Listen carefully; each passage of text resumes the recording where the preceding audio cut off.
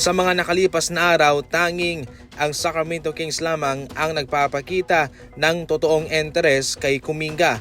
Marami pong mga tumawag sa Golden State Warriors, kabilang na ang Nets, ang Washington Wizards, kasama ang Chicago Bulls, pati ang Miami Heat. Sa ngayon, gustong-gusto ho ng Sacramento Kings na makuha si Kuminga, pero hindi rin po makatarungan ang kanilang ipapalit na proposal para sa Warriors. Si Devin Carter na bumagsak ang kontribusyon para sa Kings sa season na ito.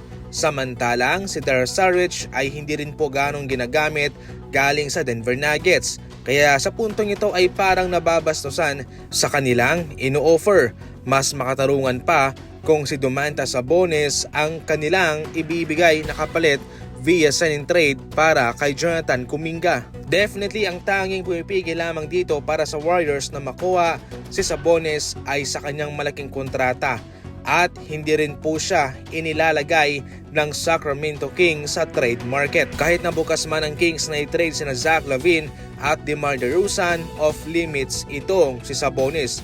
At kung sakaling sila'y mapipilitan man, siguradong malaki din po ang kanilang hihinging kapalit para makuha lang siya. Ayon naman kay Anthony Slater, sa puntong ito ay wala pang progresibong nangyayari sa kanilang usapan at negosasyon. Sa pagbubukas ng free agency at mapahanggang sa ngayon ay wala pa rin pong napapapirmang malaking pangalang free agent ang Golden State Warriors. Paikot-ikot lamang ang kanilang negosasyon kay Kuminga na hanggang sa ngayon ay wala pang nangyayari.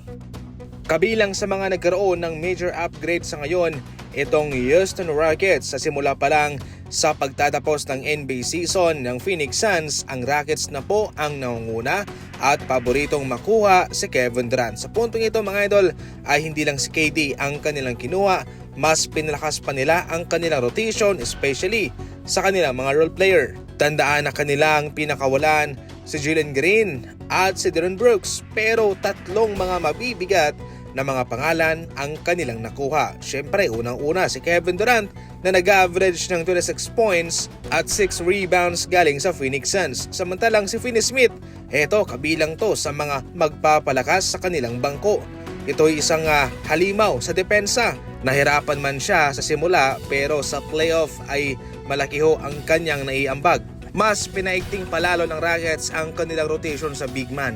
Mayroon na po silang Alperen Sengun na po pwede makapaglaro sa posisyong forward at center. Mayroon pang Steven Adams at ngayon kanilang kinuha pa si Glenn Capela galing sa Atlanta Hawks. Sa puntong ito ay lalo pang lumakas itong Rockets kahit na wala na si Jalen Green at si Dillon Brooks. Laging balanse na po ang kanilang kupunan, hindi lang si KD ang kanilang kinuha, kanilang sinigurado rin po na mayroong mga veterano para mag-complement sa kanilang kupunan at naging mas balanse na po sila ngayon at handa ng lumaban, sumabak sa aksyon para sa next season.